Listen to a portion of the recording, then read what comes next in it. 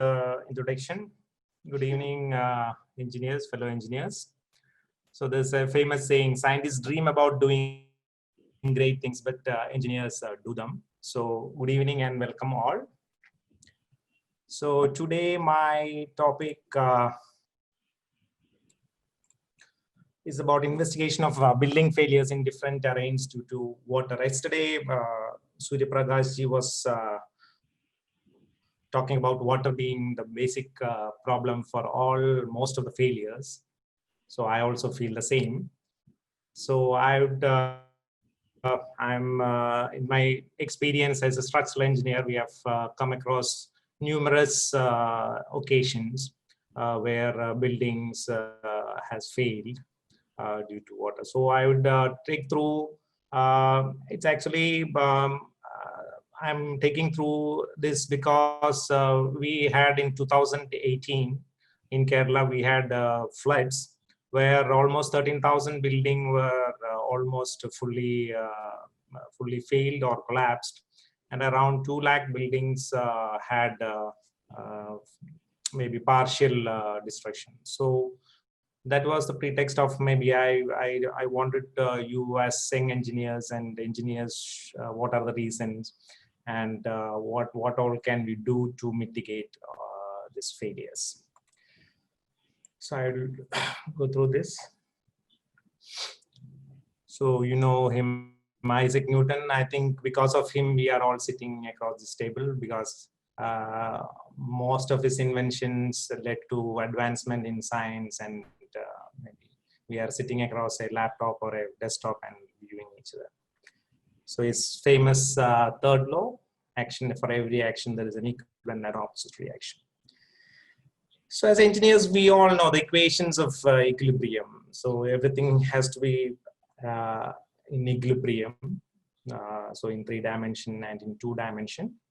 So sigma of all forces in horizontal, vertical, and maybe moments, everything should be 0. So actually, if you see nature, we as engineers need to learn a lot from nature. Actually, we have to learn from nature, and everything in nature works accordingly, because everything what you see around is trying to become in an equilibrium position. So the climates is the best example of equilibrium. So when somewhere it heats, when due to the revolution of earth, when water heats up, air goes up and cool air from some other region comes and we get rains. So that is the best form of equilibrium, and once this equilibrium is met, it cools down. So you might be thinking that what is the relation between the failures and the climate? As you all know, our basic needs, our human basic needs are food, clothing, and shelter. And all these 3 basic needs are directly controlled by climate. So if you see your food, wheat, rice, wheat, and different other foods, Eskimos eat fish. The food is directly controlled by your geographical location and the climate. Then again, the clothes. You wear cotton clothes if it's warm. If you are in cool places, you have to have a jacket. So that's sort of directly controlled. And of course, your shelter is directly controlled by. And problems and failures associated with all our shelter, maybe our housing needs, are also similar. I would like to show this. This El Nino and La Nino effect, which I thought it will be useful because it's heating up of seas. So this normal situation, the Pacific American coast cools and hot air cold air comes to the hot air of Asia. But in El Nino year, it's the reverse. So the climate of our region is directly controlled by El Ninos. And I think if you see for the earth, there has been cool phase and warm phase. So there was once an ice age, then gradually it's heated up, then cooled, then again heating up. So it's a phase, so it's continuously, and this is all about equilibrium. It's trying to keep its equilibrium. And there is one more effect, which is the Indian Ocean. Indian Ocean, it is called Indian Ocean Dipole, which was discovered somewhere around 70s, and it also plays havoc. Maybe we have more of floods and more of droughts from 1970s. I'm watching from 2008-9, we see the difference in pattern of rainfall. In June, we used to get good rains, but now in June, it hardly rains. And in July, it picks up, and in August, it comes as flood. So the Bombay floods. Now I'll come to a situation whereby which we got 1/3 of an year's rain in 3-4 days. That is like we had in 2008, and it caused flood. So as in India, we know we have different locations according to the geology. We have the Himalayas, the Great Plains, the plateaus, and the coastal region. So I'm taking these 3 different regions, this hilly areas, the plains, and the coastal areas as different zones. And we are going to see the different issues generated by these different terrains for our buildings. So I'll take Kerala as an example, but it can be largely applied to any part of India or the world, because almost the hilly areas, the rolling plains, and the coastal areas have almost similar properties.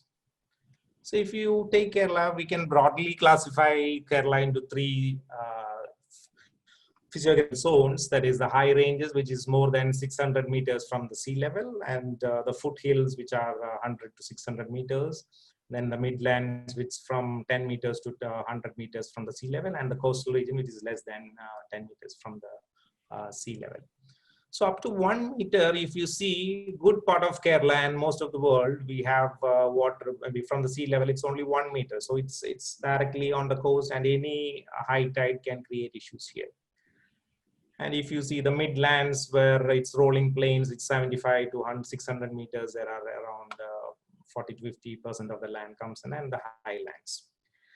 And I showed this map to specifically point out to the soil properties. So if you see both maps, you can see the soil properties also is almost similar.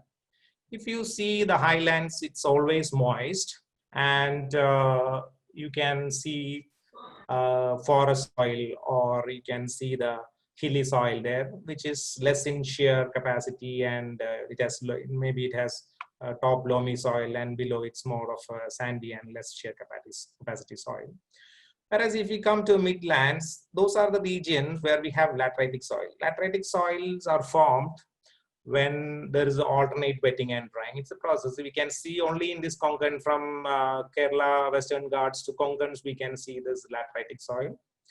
It is very stable type of soil. And if you come to the coast, we have the alluvium soil, we have the coastal alluvium, as well as the riverine alluvium soils, acid saline soils, and different type of other soils, mixed soils. So in 2018, we had almost this blue area was affected by regions which was affected by flood. So I have set the tone for 3 different zones. That is the highland, midland, and the lowland. And we have divided into 3 zones, and we are studying different problems there about maybe building failures. So this is the context of maybe I was just coming to that. So in highlands, the primary issues are like landslides, whereby when it rains heavily, the soil moves and comes down. Primarily, mass movement can be a flow of soil due to high saturation. It can be a toppling. It can be caused due to slump. It can be a sliding one, creep, and it can be even a fall. So if you see this, when it rains heavily, there you see the topsoil, you see the slopes. But the slip surface is much below the root zone, and as slopes increases, the chance of soil sliding also increases. even before humans started inhabiting, because from millions of years this process has been happening. And as I said earlier, the equilibrium, the earth is trying to flatten itself. So the equilibrium there, it's trying to make its equilibrium. So more the slopes, the more the chance of landslides. And due to how maybe man has adapted well and started living in extreme climates, extreme locations. So he has inhabited every part of the world and even taken to the hills. So naturally, it's related to the selection of location. If you see this 2008 floods, and half of the hill has come down. So since the as per norms, slopes more than 20 degree are not inhabitable for maybe for it's not good for construction of buildings. But since due to the pressure of land, it has failed. This, it has slipped down, and I think this location almost 50 to 60 people. I think it was earlier a small village with around 30 or 40 houses, but it's not almost whitewashed. It's came down. It has come down. So last floods, we had this red area with which had, these are the areas which we had highlands, which we had landslides. This directly on the hills. So this applies to any part of India and any part of the world. If the slopes are more, naturally when the soil saturates, it loses its shear strength, and gradually soil will come down with or without even a load, that is a building load. So somewhere it can happen naturally, and most of the cases it is due to intervention, human intervention. There are various methods, and I will not go deep and just show that. But the drainage is one of the most important factors which can control this, because if you see in the summer season, it doesn't slide, it only slides in the rainy season. She can do a lot of activities like shield piling, geogrades, terrain ranging. There are a lot of methods that we'll not go into.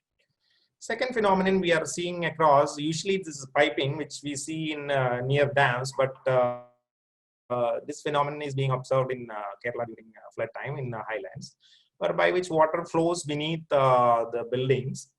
And you can see this building, it has almost gone down. It has sunk into the ground, and almost by a floor. You can see the picture on the right side.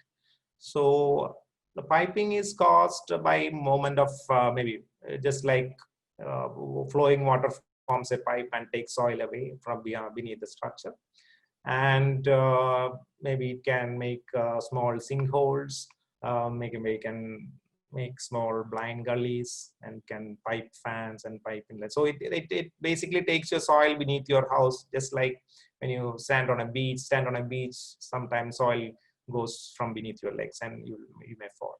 It's the same phenomenon, almost similar phenomenon, and this can happen. So the best method for preventing such failures is providing perimeter drain for buildings. So we'll see that later. We'll analyze that later. These are one photograph where we can give perimeter drain all around your buildings and save your buildings. And then in hills, when flowing, rushing water goes down, it takes away with it everything it has on the banks. So you can see this, there is nothing to do. So it's better not to construct a house very close to a river. Then I come to the midlands, where it's almost rolling plains or maybe small hillocks and rolling plains. There, as I said, we in Kerala have good soils. Most of the parts of India, we have better soils, maybe have higher bearing capacity, maybe from 10 tons per meter square to 20 tons per meter square. So usually issues are different. There is no landslide. But as we said earlier, rivers or water play havoc. So meandering is an effect whereby which the river flows directly through the land when there is a bend or a curve. So it takes away with it the foundation of the buildings, and it collapses your buildings. So if you see this building, the wall went away and the slab came down. So this is a common phenomenon where meandering has created. You can see this, it forms a cutoff channel where there is a bend or a curve. So what we usually do is the outer edges will be having faster flowing waters, and we create erosion cut banks like this, or we can put geo bags, or there are a lot of other methods.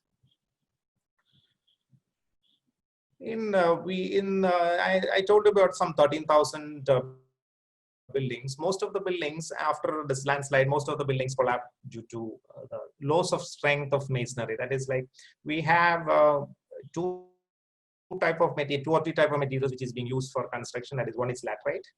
We get good quality laterite as well as medium quality, and we get country burned bricks, and we have this solid blocks. So if you see this building, it was in water for a few days, and it gradually collapsed. If you can see this video.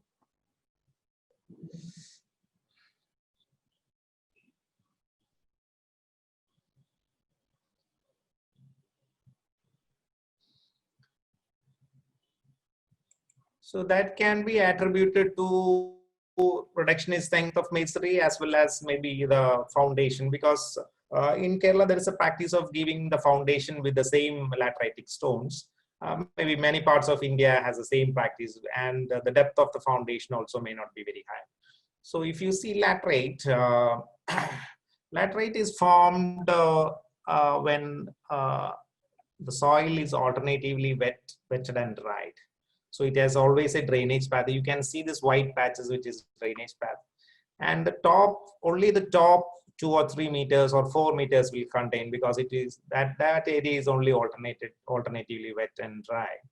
So, but when they cut across and go down, they say softer rocks, and some people use this soft laterite for construction. I think as engineers, we should be very careful for selecting such stones. And placing the stones inside this building, it should be in the gravity direction.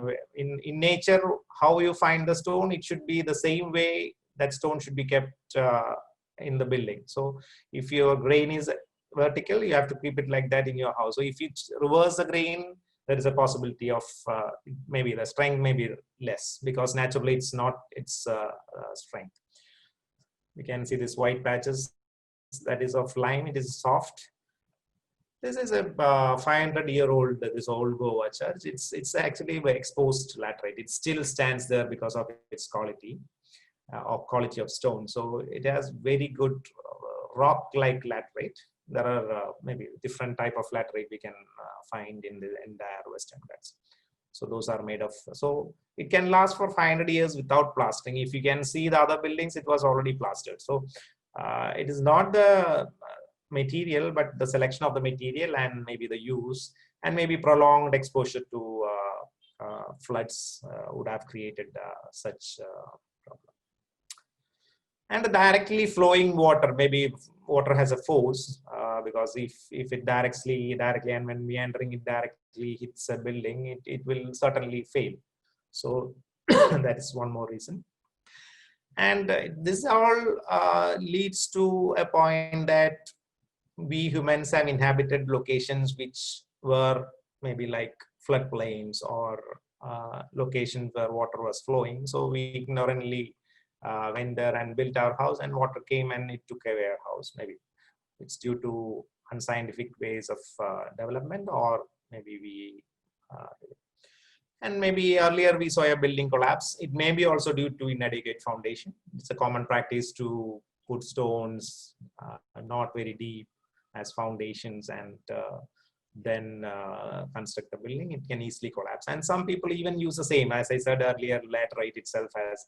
And if you see this, you can see so many white patches here. That is lime. It may not be good. So and this laterite has a problem. If it's prolonged wet condition, it may lose strength by more than 50%. And we have a lot of cases, even before flood, buildings were made out of laterite collapsing. due to such issue. And even some buildings, they leave it unplastered and exposed in rain for a few years, and then they do the slabs. So there will be already moss or disintegration of building blocks. So that also creates the same issues. And maybe the settlement can be a uniform settlement. It can be due to tipping settlement or differential settlement, different costs. And in Midlands, we also see the uplift of buildings where there is basements. When water rise up, so you know how ship floats, you know the Archimedes principle. So why can't a building float? If a ship can float, why can't a building float? Yeah, buildings can float. So one day I got a call from a contractor that one building he was doing is sinking. So I reached there and I saw that it was a basement of 30 meter by 30 meter and height of 2 meters, 2.5 meters. And he was telling that it is going down to one side, but actually what happened is it was floating from the other side. So I asked them to fill water inside because already there was water outside. And we sunk the building. What happened is that 30 meter by 30 meter and 2 meters of water outside, it created a buoyancy of around 900 into 2, that is 1,800 tons upward. And there was only a raft slab and a retaining wall, and they were shuttering for the roof slab. So the weight of the structure was much less than the buoyancy, and it was lifting. So what we did is we just, it was good sandy soil. So we just filled in water and kept it there for until the next 2 floors were constructed. And once we had floors constructed and the loads were okay, we provided drains all around. Unfortunately, as Surya Prakash sir had a lot of photos, maybe as engineers, we don't document much of the failures. So I only have some figures rather than photographs, but I'm trying to explain it so that you all can understand. If you see the cut, you can drain water outside so that the pore pressure and the uplift is less, or you can, on one location, when we did a basement, we had a problem of water coming into this basement from 1 or 2 locations because of some construction issue or some small cracks, etc. But it was a perennial issue. The client wanted to be so. What we did was an ingenious method. We put a small well outside, put a level controller, and whenever water reached a certain level, dewatering is of course a method which we can use. Then comes to the lowlands. Lowland is, as I said earlier, it's almost, if you see this, the water on the drains, the main river is higher than the paddy field. So this is a region in Kerala called Kuttanad, where the land is 1 meter below the sea level. And you can see this buns, or we call polders. And it protects water from coming in. And they cultivate during this 2 seasons, and when floods comes, water come in, and these are part of the floodplains, and they again pump out water. So the soil here are purely alluvium and very soft clay soil, very, very, very soft. So you can see the soil reports here. You can see the N value 3, 2. These are better. You can see even N values of 0. You can see up to 17, 15 meters. You have 0 N value. You get plots like this. So no construction, or it's like, but still people live. Almost 2 lakhs of 2 lakh. The population of this area is around 2 lakhs, and they build houses here. And it has perennial problem. It has floods. It has accessibility problem. It has drinking water problem. But still people stay there, and they have created more problems because they needed roads, and they build roads, which I'll come to it later. So in such soils, there are something called negative skin friction.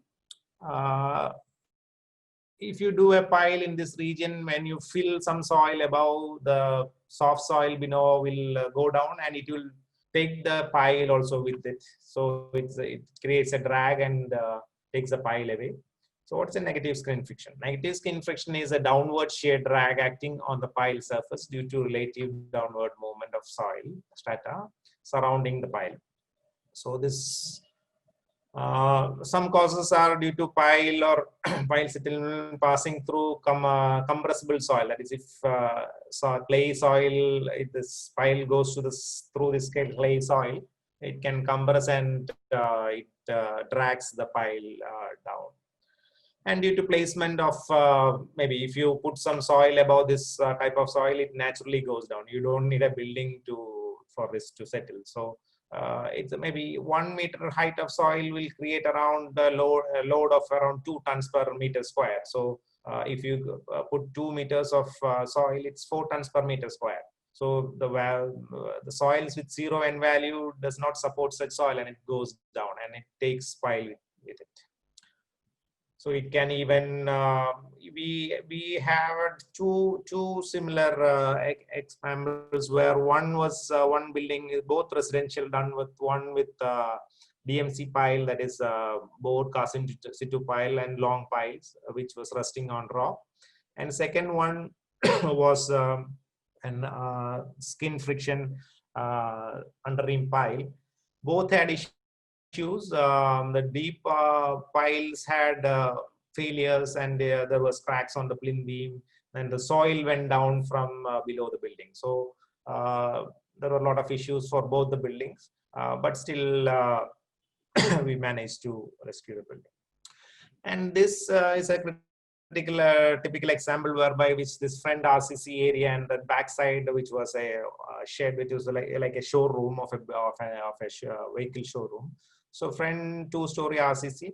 If you see the plinth height, it was 1 meter, and the architect suddenly raised the plinth height to 2 meters. So 2 meters means this building was on underream piles, and when it was increased to 2 meters, the front area gradually dragged down, and there was crack formed between this lighter roof structure. And so what we could have done is like we could have made in 2 buildings. So if there is differential load, you can it is better to have 2 buildings, maybe design as 2 buildings.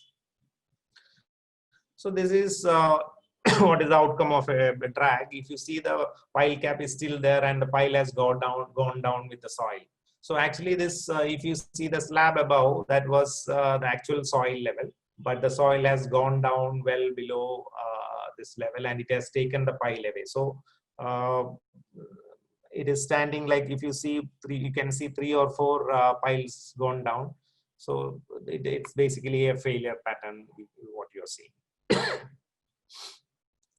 In such soils, what we do is strengthening of soil. So if you see the newly constructed port here in Cochin, this Vallapadam port, it is entirely built. It's a marine clay island, and they have put band drains like this. Band drains. They are draining the clay out, and did a preloading. If you can see this diagram, you can see the bulk filling, the preloading on the left side. So they put geocell mattresses and then preload it so that it's settled before the actual use. So preloading and settling, actually accelerating the settlement and preloading. That is a commonly used method for weak soils, maybe marine soils. This is a famous photo which is like in China. I took this because I want to show the movement of soils. We in Kerala also has similar problem. This was a building done somewhere in China, and it had top was good, so it was done with piles, and in between it had a liquid sort of soil. So they had a cut on one side and a filling on the other side, and due to pressure from one side, the entire piles failed and it collapsed. So the movement of soil, horizontal movement of soil, where then values are 0, because this is pertaining to the soil whereby the N values are very low. So it can move horizontally. It can compress, even it can move horizontally. So when you are doing buildings in soft soils, you have to be really careful. You have to take care of the vertical settlement as well as the horizontal movement of the soil. So these are really important. So locally, what we use is wooden piles, or we use even coconut piles. I would like to show you some video on how they do coconut piles. Look how they have done this piling. And nowadays they use JCBs or big excavators to sink these piles. We can also do the same with steel and for excavations. And these are hydraulic jacks which are used. Maybe you can see the touch piles, chicken piles, and then use hydraulic jacks to support the soil from inside. Steel piles and then supports, sheet piles. And in low-lying areas, we have problems of this is with the sea erosion as well as the riverine erosion.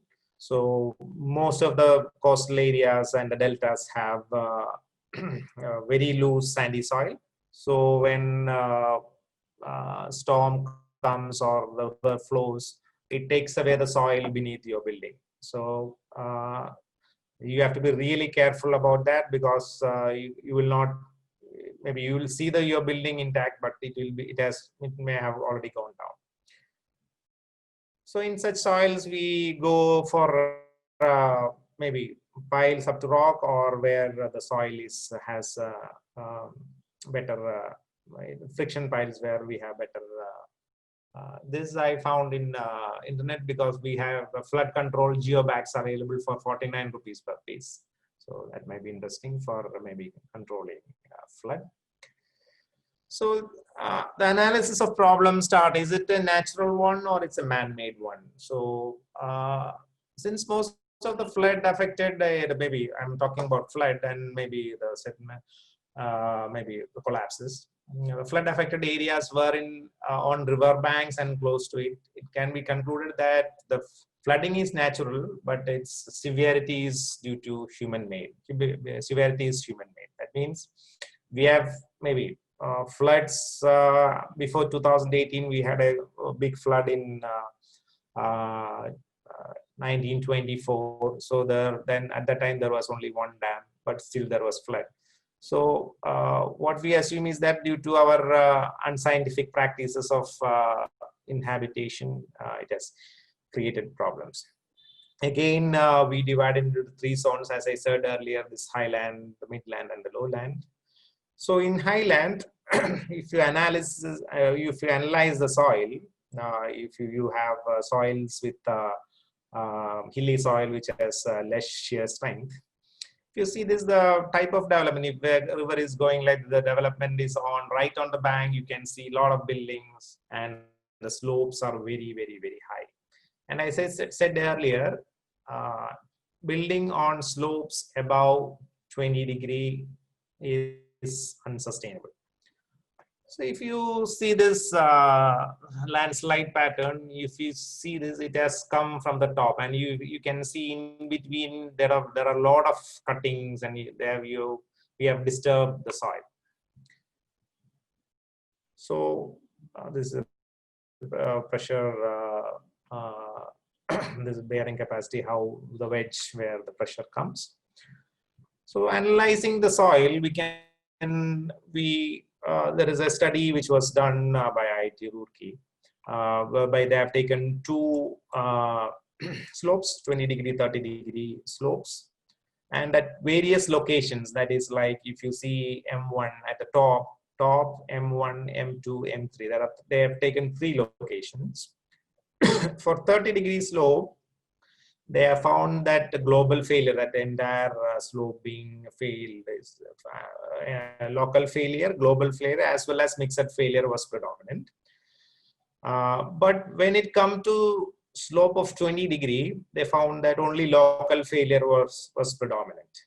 That means that the slopes above 20 degree is unsustainable. And one more finding is that the building at M3, that is the bottommost portion of the slope, created less problem for the hill, because it was at the fag end. Because if you have to draw a just like this, if you can draw a failure plane, what at the bottom there is only less weight. If you see the top, there is more soil. So so construction at any construction in the slope above 20° can create problem, because as I said earlier, it's an equilibrium. So it existing soil is trying to flatten itself because it's at 30°.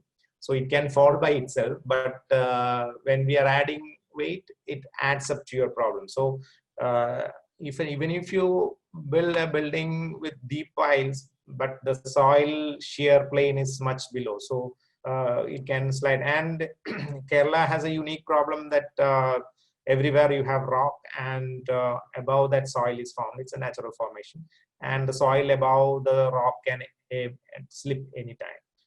So construction on slopes are maybe if you, I've showed a photo of Shimla, that is like in the highland. I've showed you a photo of Shimla that you can see buildings very close. So those are unsustainable slopes. And the next finding is that the angle of internal friction reduces when saturation increases, as well as the bearing capacity. Both bearing capacity and angle of internal friction reduces by around 20 to 30 to 40% when the saturation goes up. So that is a maybe these data can be used by you, because we calculate bearing capacities and how much is it. Maybe depends on soil to soil, but this can throw some light into such things. In midlands, there are crisscrossing rivers. You can see the blue patches here in between. Those are the plains where we have flooded. And what, because as I said earlier, people have inhabited on floodplains. So naturally water had to come. So it came and we were not prepared. It was basically preparedness. And this is what he could have done. He's sitting on top of his house, only a meter of water left. And in low-lying areas, the soil has low values. As I said earlier, they have constructed. If you see this drawing, this blue area, light blue area, water inundated area. They have exactly created dam, like, because due to development they have crisscrossed roads which acted as a bund. So once in this Kutanad area, once water comes in, it doesn't go out very easily. It takes at least 3 to 4 days to drain out. So that has also accumulated to the issues in this region. And I've divided this into two distinct, one short-term and long-term solutions for, because as engineers, we need to find solutions for all the problems. So as I said earlier, maybe you construct right on the top, in the flat region where you don't transfer much of the weight, and do it sustainably. This is a building. I couldn't take better photographs. When you build a building on a slope, if you can, this is a slab on the level, and if you can put the original soil like that and drain the water out, because what I find is usually the main culprit is water, because if you see any landslide occurs with rain, and rain, maybe less of drainage will almost liquefy the soil, and that creates the sliding. So I showed this drain earlier. You can do drains like this, and this is also called a French drain. If you can give drains all around your buildings, that will help you. It will take away water from this surroundings. In midlands, where there is water flowing, you can, because the soil already is hard there, you can have a deep foundation, or you can even have piles, which because even the flowing water shouldn't score of your building foundation. So such foundation can be provided. And of course, go for, instead of going for shallow foundations, go for deep foundation in locations where you have water flow flowing across. And of course, strip foundation also can help, which should go deep. As I said, in our low-lying areas, people have adapted well. They are, as short-term solution, they are building houses like this on short underbeam piles, single-story buildings, and maybe floods. Even if flood comes, they survive the initial fury. And most of them has small canoes, so they can escape the fury. These are from Netherlands. They are always, Netherlands is similar to this region. They live below the sea water. Even we can have floating structures like this for flood. Better to have structures on piles in such terrains. Long-term solution, if you take better dam management and maybe follow better building bylaws so that the fury of the water is less in different regions. Because we always, because this is a model building bylaw bill made by central government, town and country planning organization, Minister of Urban Development. It contains most bylaws which include the restricts, it's only a bylaw, restricts construction, huge slopes. And I think this is part of the Disaster Management Act. And better river management also can help, and of course raising your buildings. As I said earlier, our low-lying area is part of a large Vembanad lake system, whereby which almost 5.5 rivers come and join this river system. And it is much similar to your, maybe, as I said earlier, this Netherlands. So 5.5 rivers join the system, and it is every year you have floods. So from Netherlands, I would just like to take experience from, it's like North Sea is very close, and it's much more stormy location of the world.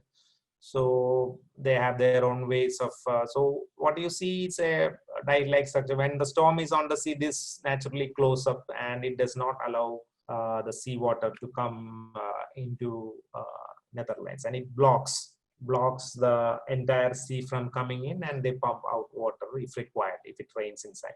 So I think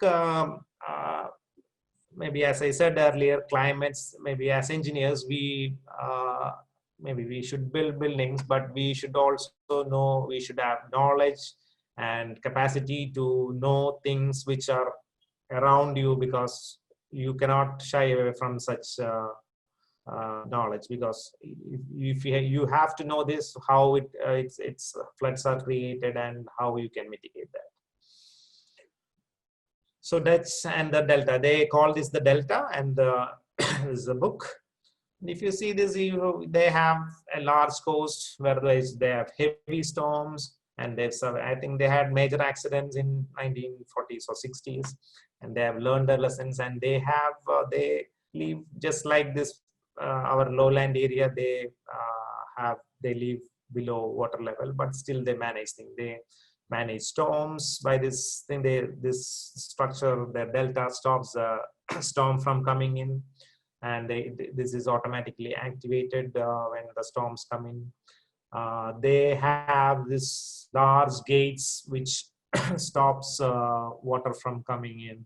So I think we have to take golden leaves from other places, and we can of course do a lot of things. Maybe we have similar areas all over India. We can do a lot of things in our country.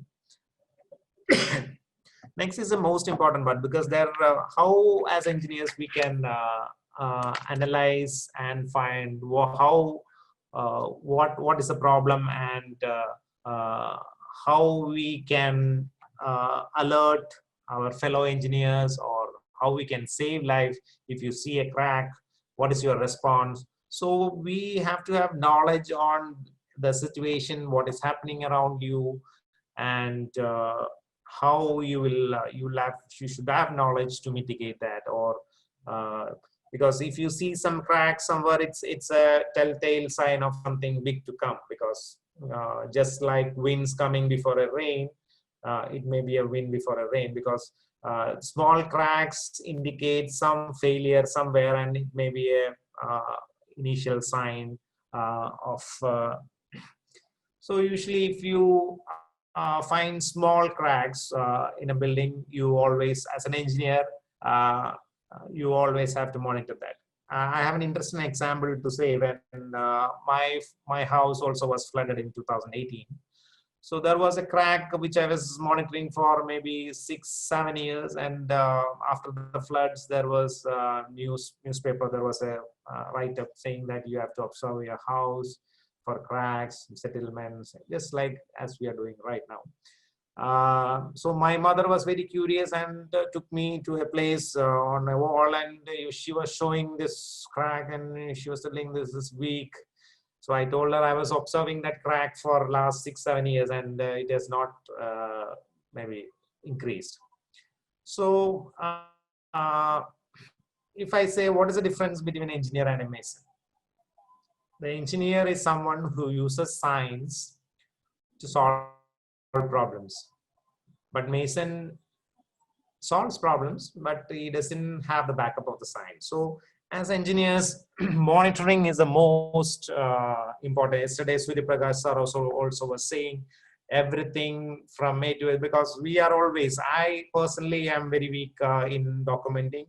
I think we as engineers should make it a practice to document.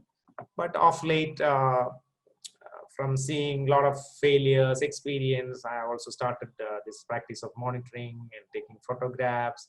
I think it should be part and parcel of your, and in countries like UK, they have a system of, engineers have a system of sharing their failures, and it's not made public, but it's, when you learn from your failures, you learn fast. Maybe as human beings, when you're born, you don't walk. It takes at least a year or two to walk, because you learn, you try to walk, you fall. So when you learn from falling, the lesson you learn will be very good, and your experience counts. So how can you interpret a crack like this? This cracks is a telltale crack of a settlement. So you have to feel the sign, and what should be the size of the crack where you should ring your alarm bells. These are really important. Small cracks up to 1, 2, 3 millimeters are okay. You have to keep on monitoring. And cracks beyond that has to be monitored on a daily basis. Maybe cracks bigger than 3 mm, maybe 3 mm crack, up to 1 or 2 mm crack, you can monitor in once a week, once a month. But larger cracks have to be monitored daily or even by hours, because it may collapse. You saw that house getting collapsed. So that house collapse maybe in an hour or so after developing the initial crack. So there will be telltale signs. So you as an engineer should be capable of knowing that and guiding your fellow engineers how to maybe save their life. Primary objective is to save human life. So this is in expansive soil where there is dry and wet area, then there is difference in compaction, right? So this is, I'm just showing this to maybe for you to understand what can be the, so by seeing a crack, you have to go into the real reason, why, what made it crack. So you have to ask the question why. So, and you should find the problem and have solution accordingly. So if you are going to reconstruct this again, you have to take a deeper foundation and then so the analysis of the problem is really, really important. So again, when you come to a hillside, if you before landslide, you can find a lot of telltale signs, just like trees tilting, and maybe somewhere it will maybe evergreen forest, but now suddenly there was some patch where there is no soil. formation of cracks on yards. Those are very common signs of before a failure, because retaining walls as well as landslides. If you can see this pinkish color, those are sliding plains. So crack on yards, driveways, sidewalks, foundations, etc. You can see small cracks, maybe maximum to ½ inch to 1 inch, or even small. Sudden difficulty in opening the doors of a building can be also a telltale sign. Doors and windows, those also has to be monitored. Do not ignore such small signs, because signs matters. And the sagging utility lines and leakage, maybe if some of your plumbing lines breaks, so those are also signs of settlement beneath your foundation.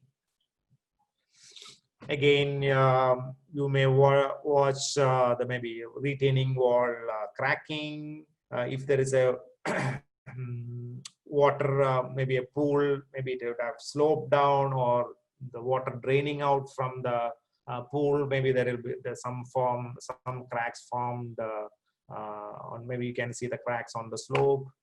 There can be bulging on the slope. There can be leaning of the trees. There can be sudden road bed cracking. So as engineers, it's always mandatory to maybe you, even if when you're traveling, you have to keep your eyes open and see things and analyze things. Cracking or tilting of house elements in maybe, as I told earlier, it can cracking of slopes, bulge, I told everything, yeah, road bed, etc. So this is maybe after initial one, this is getting ready to collapse. So so at this time of maybe landslide, it's better not to go near it. Maybe we have to keep a very safe distance.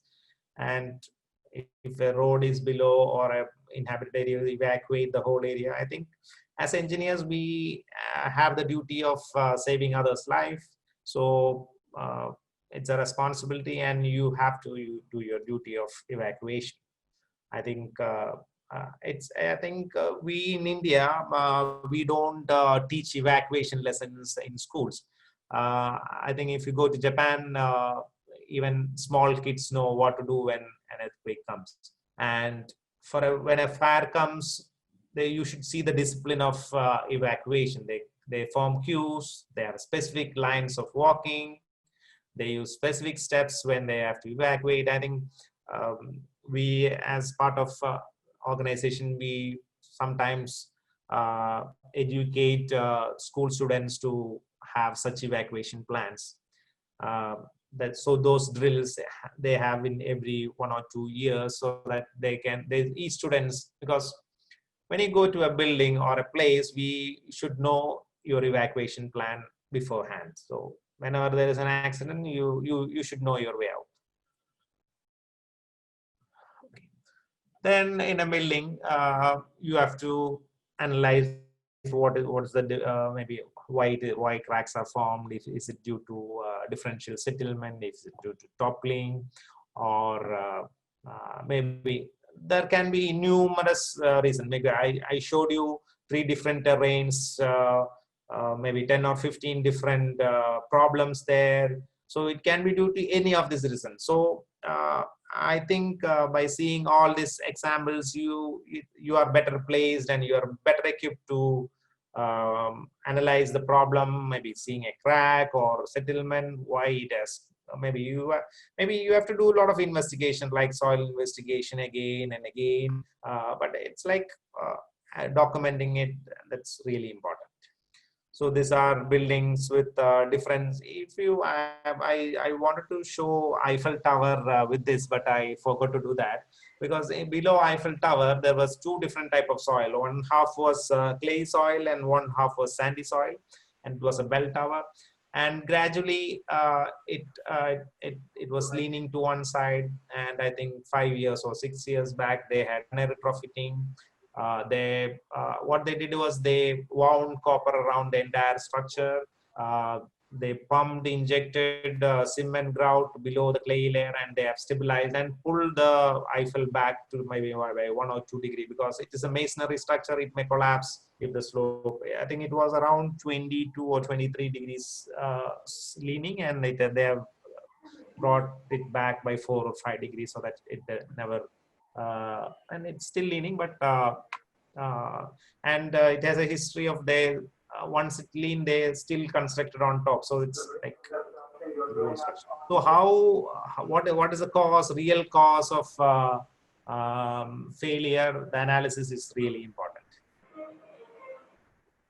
So this is like on slopes. So this is like, I would like to conclude by saying that failure is central to engineering, because engineers have maybe man has evolved, engineering has evolved from always from failures.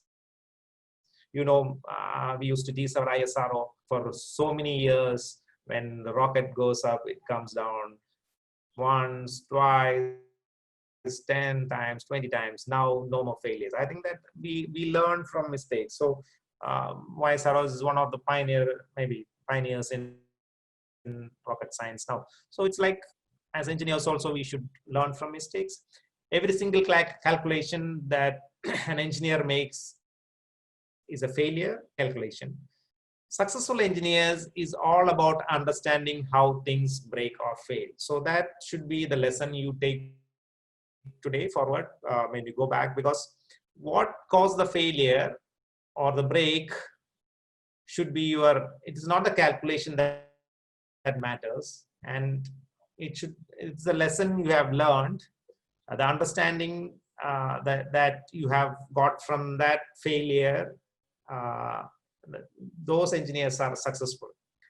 And this is by Henry Petroski. So that's it. That's what I have, Nibu, and I think it was maybe nothing compared to what Surya Prakash sir, maybe huge experience. I'm not experienced as him, but maybe this was a relevant issue in Kerala. I thought I'll do this. Thank you, Nibu, and we can go on to question and answer session. Nibu, are you there? Thank you, sir. Thank you so much. Thank you for the wonderful presentation. I believe everybody has got a lot of information out of this. And this actually, the yesterday's presentation and today's presentation was entirely different. Today we have addressed the failure caused by a natural phenomenon such as flood, which is very important in our essential professional life. In fact, I have also personally gone through a failure due to water pressure. It's very important. It's a very important factor, and it's very important to pay attention to the signals that you receive in a daily basis. Every day we receive a lot of signals, which is really alarming and which we usually neglect. Small things we neglect, but that can recur. Well, we can we go for the interactive session, question answer session? Can all of you please enable your videos?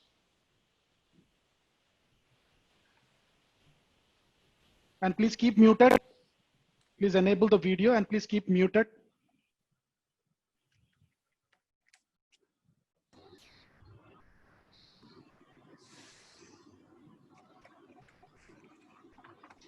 We have a couple of messages from Rintu Kurian. It was indeed good to see how we can link terrain and failure. Thank you, sir.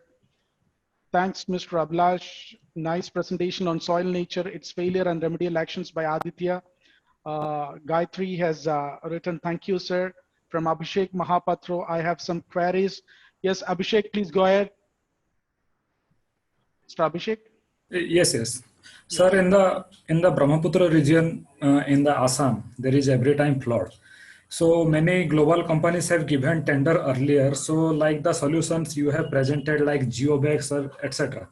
They have tried that, but every time the water level is something very much overwhelming, and the short-term solutions got failed.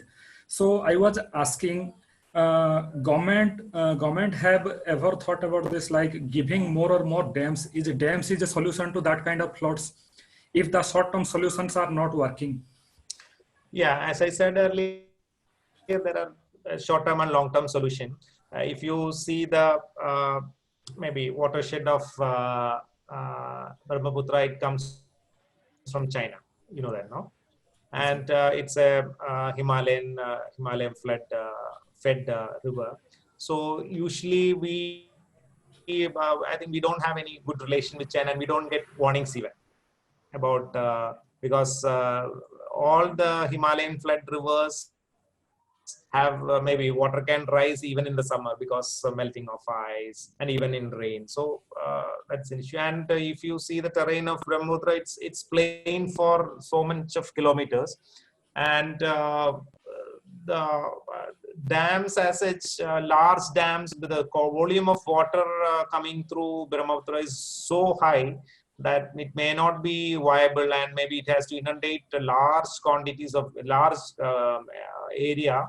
I don't think otherwise we could have already tied, because we have dammed Bakranangal, we have made bigger dams, but that those terrains, I think it's plain and then hills, and almost all the plains are inhabited, so it may not be a viable solution. What I feel, always have felt that it can be trained.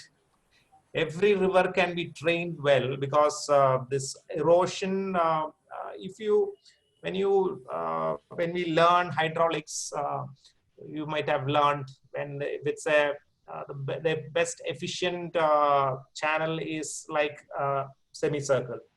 So if you can make a drain, a line drain, semicircle, or a trapezoidal one, the efficiency of flow will be very high. And the thing with Brahmaputra is it's very silty also. It comes from China and with silt, and it's, so if you give a, I don't know how costly, and but river training may be a much better solution for Brahmaputra rather than maybe going maybe small dams here. And because the watershed of Brahmaputra comes from China, we have no control over the land area of maybe the cultivation or diversion. Maybe if we are in good relation with China, we can ask them to, because most of the dams, maybe Sindhu River, that is like Indus, we have a lot of dams in India, and we control water from here, and then send it to Pakistan. So maybe if China helps us, we can do that. Otherwise, maybe it will be a maybe good relation, strategic relation can help. I think, yes, I hope maybe its answer is maybe much, maybe not a simple one. It needs a very long-term planning one. Short-term won't work, I know that. Yes, sir. I have attended even one meeting in Assam with the water experts working there, with collaboration to IIT Guwahati. So they have explained the same thing. They said that at the time in their meeting, they said there is so much silt is coming, it is not even viable to clean every year.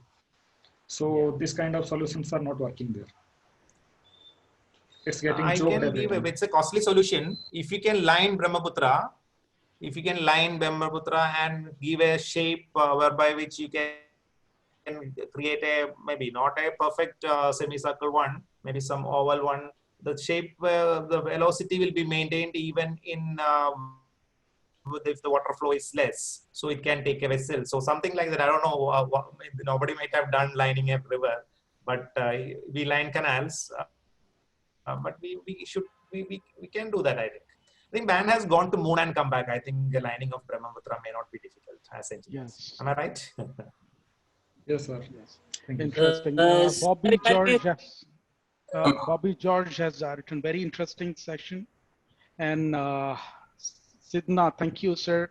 From Lakshmi, simple and informative. Very nice presentation by Manikandan. Mr. Ram J. Yes, sir. Good evening, sir. Yeah, go ahead, Mr. Raj. Sir, good evening. Good evening, good evening. Sir, as we already know very well, but soil particulars, what they are giving, we are taking safety factor more than 3 or 4. Then again, we also in the design, we are taking more safety factors. In that case, why is uneven settlement is occurring? Because we are not applying even 1/3 of load itself. Yeah, actually, if you see soils are the less, maybe what you see on the top is only a tip of the iceberg. So if you see the history of formation of the soils, it can be maybe in one plot. I've come across a single plot, piling plot, a single column, two pile column, one column going to the cap, two piles.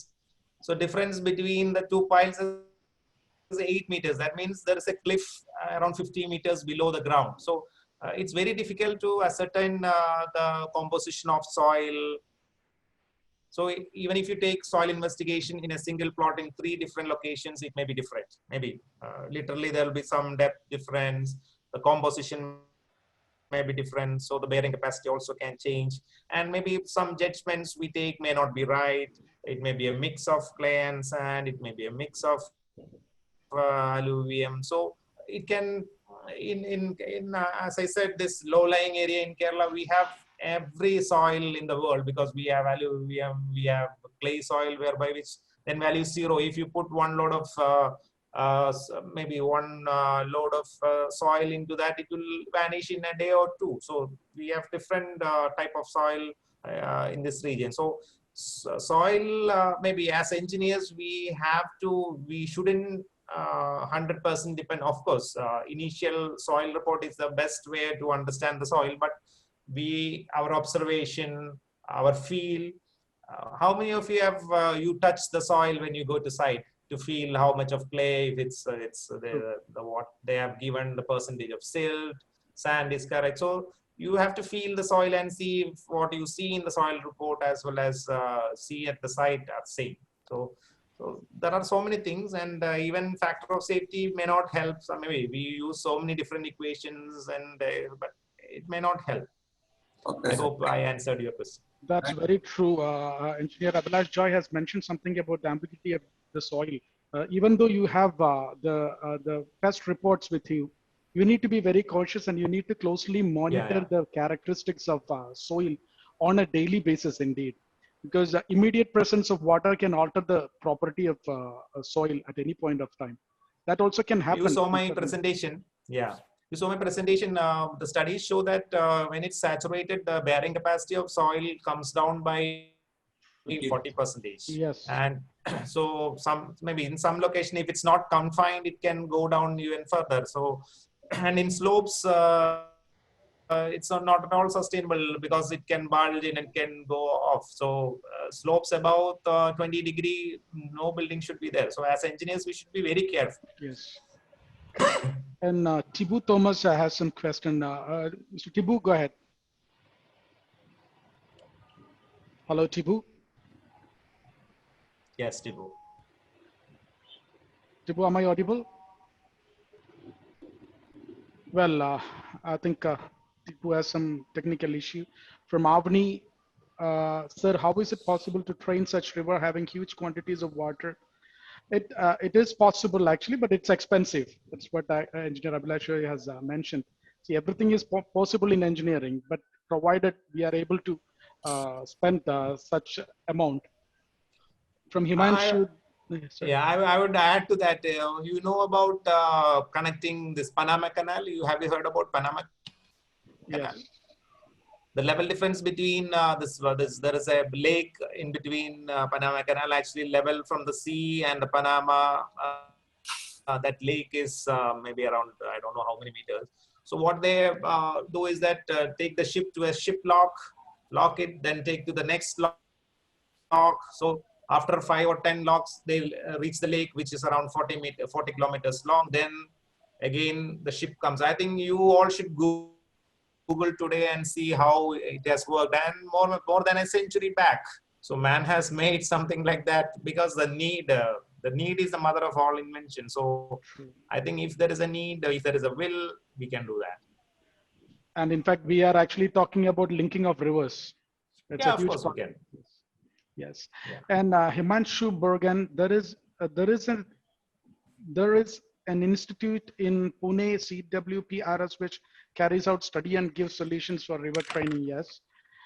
Would like to take Yes. on, sir. Can I? Yeah, please go ahead, Shimansh.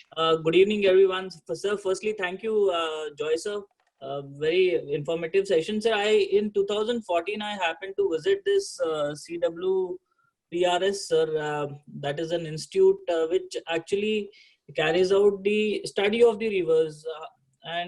In fact, if we are also aware that in 2008, the Bihar also witnessed the Kosi River floods. So what they do actually is they create a miniature model of the river, and they create all the meanderings and everything akin to the profile of the river. And based on the flow of the river, whatever is the kind of water pressure and the scarring wherever it is taking place, they suggest the water training, the river training. So that is one very good thing which I saw. In fact, whatever is the tetrahedron kind of shapes of the structures that we see on the seashores, on the marine drives, or wherever, they actually create a profile of the sea waves hitting the shores again and again, and they engineer it. So that is one good thing. In fact, the man has got settled always close to rivers, because we always find water very easily. So with the kind of calamities taking place, I think river training needs very a good amount of deliberation while construction. Actually, I would compare a river to a COVID, because viruses change shape every now and then, and that's why why we are not able to find medicine very fast. So rivers are also the same. They change shape, size very fast. They meander. They take soil away. So it changes shape very fast. So training of river is not a simple job, but maybe as you said, we have to learn more to train. Maybe each river will have different flow of water. The content of silt will be different. The velocity may be different. The slopes may be different. So there are n number of unknowns, but still, as human beings, I think we can do that. A few of them as requested for your email address, sir. Surely we'll share it. We'll share it in the WhatsApp group and the email as well. And from Dinesh, very informative. Thank you, sir. Mr. Prashant has written informative in the field of insurance. Yes. Mr. Bhaskar, what is the solution done for your house crack? The crack that you mentioned, which was occurred on your house, Mr. Bhaskar asked, what is the solution done? Yeah. I would ask Master, if you have a small pain in your arm, what will you do? You can take. Maybe if it's too small, you will wait. I will not mind it. I don't bother. If it's a little more bigger, I will use balm. If it's maybe heavier, we go to a doctor. So we have to, as an engineers, we have to assess what is the intensity, what it is. That's what I'm talking about. I talked about monitoring. You have to keep on monitoring the crack. What I do best is, like, on both sides of the crack, I take a scale, maybe it may be a scale width, and I draw two vertical lines and write the measurement there. And I write the dates. And if it's 1 centimeter or 2 centimeter and the date, and after maybe a week or two, again measure. If it's the same, leave it. Whenever I see a change, I write it there. So I know in 2 months, 3 months, it has gone 1 millimeter. So I know how much it has. So you have to monitor it first. Then if it's increasing, as I said, if it's above 3 mm or so, you have to be careful. You have to really assess the situation. It may be some problem related to piping. It may be due to large landslide. So it's a warning sign. Maybe a hand pain can be due to so many reasons. It may be due to arthritis. It may be due to so many other reasons. So the gauging of situation is really important. So you have to, as an engineer, you have to find it out. So we are problem solvers and we can find it. Mr. Tibu, are you there? Yeah, I can. Can I speak now? No, go ahead, Tibu. Go ahead. Am I audible? Yes. You're from Kuwait. Good evening, Abhilash Joy. Good evening. Yeah. Good evening. Good evening, all. Yeah, Good evening. my question is, I saw the presentation regarding the French train system, which you talk about introducing in the new construction, right? French train system to take care of the power water pressure. What about the old constructions, like You also new construction? you can, yeah. In old construction, if there is, if you Google, you can see a lot of videos, people doing French drains on existing house. If there is waterlogging issues around your house, you can always do. Only thing is that you shouldn't go below your foundations. So if you dig below your foundation, soil below the foundation can move. So you can do French drains close to your building walls, but not below your foundations, just above the foundations. If I can share the videos again, I'll show that. Can I, Nibu, can I share that? Yes.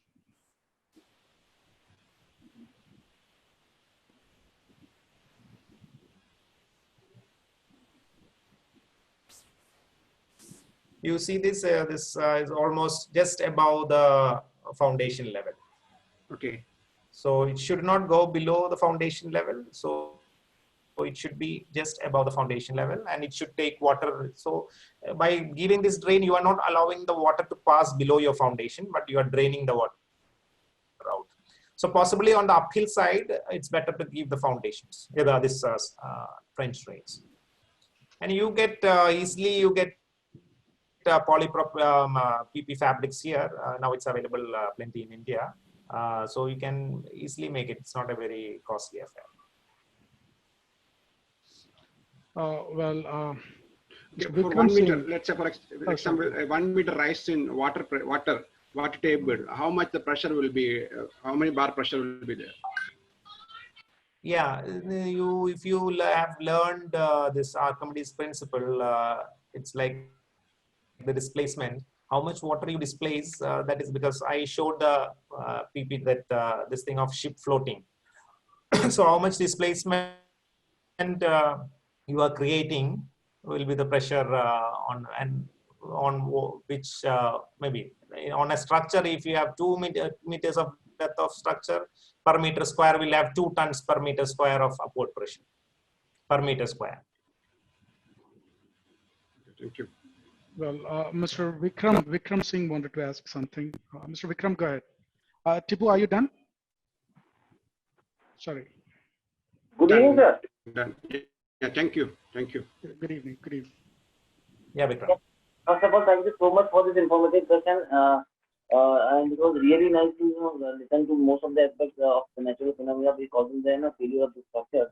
However, my question is that not always that it happens. Like for example, let's say in case of a retaining wall, sometimes out of a heavy rain, though it does not lead to a flood, it does not convert into a flood, but still let's say retaining wall fails through its median. Okay, it collapses. And then the question begins while investigating. I'm talking about from my personal experience that though you know that heavy rain had occurred, but there was no flood, and still a retaining wall collapses. Fine. So you have to go to the intricacies of the design, and you have to investigate to several reasons to understand how it has happened. But as a civil engineer, just by looking at it, you know that sometimes the retaining wall has failed out of its own imposed load. And flood has got nothing to do with it. The water pressure has got nothing to do with it. So, sir, is there any visual observations that we can, do at site, or we can capture, or we can record over the period that can actually, give you certain realistic data about, failure of a retaining wall out of, maybe because of the soil capacity, the soil bearing capacity, or change in the soil bearing capacity because of the water pressure, issues of water pressure, or something like that? Or it is a design defect maybe, like so how do you attempt yeah, so when we design a retaining wall, it is what we do is we design with soil. So soil forms the pressure from the soil is much less. When water, and what we do is after constructing a retaining wall, you just fill and go, you don't compact the soil from behind. So your soil is just like a medium, and when water comes, this retaining wall acts like a dam. Maybe it's like a dam, it takes water on the other side, and even sometimes goes below your foundation, your usually most of the cases retaining wall fail like that. So you have to, be it inside your home foundation or behind your retaining wall, the compaction of soil, the depth of foundation of the maybe this retaining wall, maybe the design itself, maybe if the design may be right, but if you allow water to flow below your foundations, what will happen? It will easily collapse. So you see any failures, most of the failures happen simultaneously with a rain or a water event. So otherwise, if it's resting simply, it doesn't, nothing happens. So water plays a major role, as Surya Prakash sir told us today. Water is the basic catalyst behind most of the failures, be it retaining wall or maybe upward pressure. Most of the failures, maybe design slab, etc. is different, but and it's very difficult to understand by the common, because the buoyancy is, as I showed you, one build that 30 meter by 30 meter, it's the raft coming up. So no, a common man, even as engineer, I couldn't first assume that it will come up, because nobody thinks like that. Because a ship floats, why can't a basement float? It will easily float. So understanding the issue and giving a solution is what we should do, because we are engineers. As engineers, we have science behind us, and we use science to solve problems. That's what engineers stand for. We are not masons. We can't say, oh, this will be like that, this will be like. We should have specific answers to specific questions. So when engineering fails, maybe the society fails. Mr. But Yeah, is sorry. there any early sign, that could tell me that that the particular failure that has occurred is because of the change in water, the culprit behind it is water, or let's say some defect in design? Because water does not usually give you any sign. Okay, let's say Exactly.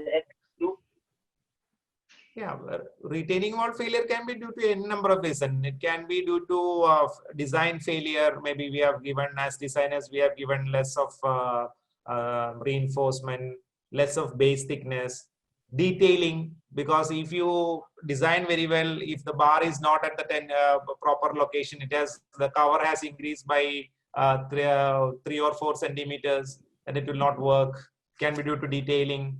It can be due to the foundation depth of retaining wall. It may be due to poor compaction. The reinforcement get corroding, and after a few years it fails. So failure can be due to n number of reasons. And if something has to go wrong, it will go wrong always. So that is like Murphy's law. So it can be anything, but our objective as engineers, we should always foolproof all that. We have to take everything into consideration. Just like firing a missile and thinking that it will go and hit the target is foolishness, because as engineers, we design it, we make sure that the detailing part is right, we issue the drawing, signed drawing, we make sure that the shuttering at site is proper, we should make sure that the detailing of bar is right, we should make sure that the depth of the supervision is really important. And I think from now, maybe in National Building Code, there is something like a site, maybe the site record, engineer on record at site, who has to give backup to engineers saying that as per drawing, that site it is done as per drawing. Otherwise, what structural engineers do, they give a drawing and it collapses. Who knows what happens? Then we go investigate. So in between, there is a gap between this design and execution and the collapse. So that gap has to be filled. Otherwise, we'll not reach anywhere. It's just like firing a missile and sitting in a control room, maybe waiting for the sound, it's bang or not. So we have to be responsible we have to make sure that something is happening in between, or we have to keep a supervisor, or maybe engineering, there is no shortcut for that. At least keep a video at site, maybe we can, so that at least we can watch. Right, thank you. Ms. Rinsing has Can I speak one word? Can I speak one word? Give me one moment. Actually, somebody has raised their hand. Can I ask her? Actually, Rinsing, are you there? Princy Yusuf. Okay, Santi Prasad, go ahead, please. Sir, good evening, Abhilash Joy, sir. Yeah. This is Durga Prasad. For retaining walls, we have to provide proper filter material in between the retaining wall and the soil material. And we have to separate that filter material and soil with a geotextile or something, so that it will protect to enter the soil particles into the filter material. And it allows the excess water to escape from the soil. Otherwise, it will create some poor water pressures on the retaining wall. That So will in all also my drawings, yes. That will also all one of the reason for retaining wall. main reason, because Yes, instead thank of acting as a soil retaining structure, it acts as a dam. Usually our soil retaining structures act as a dam. So that is the main cause of failure. So you saw the subsurface drain. In all my drawings, and I make sure that there is a subsurface drain behind every retaining wall. Because this putting small pipes will not work, because clay soils or any other soil, it will clog that very easily. So geotextiles and perforated pipe draining out. Drain is the maybe because of rain only or water only it fails. So its the reason is water. So if you drain water out, it solves much of your problem. Thank you for that information. Thank you. Well, Mr. Shanti has written, good evening to all participants today's session. Most of the things about foundation has been covered. Soil failure, yesterday's session covered about different structural failures. Thank you, Abhilash Joy, for sharing wonderful experience. Thank you, Nibu. You are conducting sessions in well-organized manner. Thank you, Santi Prakash. And from KCS Patna, nice session. Please share email. Yeah, sure. Thank you, Team CP, for this informative session by Raj. Prashant, can you share failure of tower crane? Hope you will share the PPT since you're here. Well, a lot of questions, and still actually we have a little bit more time. If anybody else have to ask any questions or concerns, please feel free to ask. Still, a lot of them are still silent. Please make this an opportunity to learn. Nibu, that what question about tower crane, I think we'll discuss, and some of us will come back with that. Yes, can you share failure of tower because cranes? We have to see tower cranes. Yes. If you Google, I think there are a lot of tower crane failures. Maybe due to wind. It can be due to operation. It can be due to. Today I saw a small video. Somebody that this guy was cutting a tree and holding this tower crane was holding a tree, and the tower crane fell. Maybe there are so many reasons. So, any questions? Anybody? So I could maybe since this is a common issue, and I thought I'll give some light and small experience I have. So I mainly concentrated on soils, on different terrains, and then the failure patterns. And maybe you can adapt this thing to your surroundings first, and then as engineers use it to solve your problem. So it's basically engineering is solving problem, and of course you have to always use science. There is nothing like approximation or abbreviations in science. So all the best, guys. If any no questions, we'll wind it up. All right. Thank you so much, Engineer Abhilash Joy. I believe we have got a lot of information out of this session. Thank you all for being here. So we'll see you on Monday with the next session. The next session would be on a specific topic, a specific failure model, failure condition. So till then, please be updated. Please follow us on Facebook and LinkedIn, and visit our website, constructionphilosophy.com, and please be updated. Thank you and good night, everyone.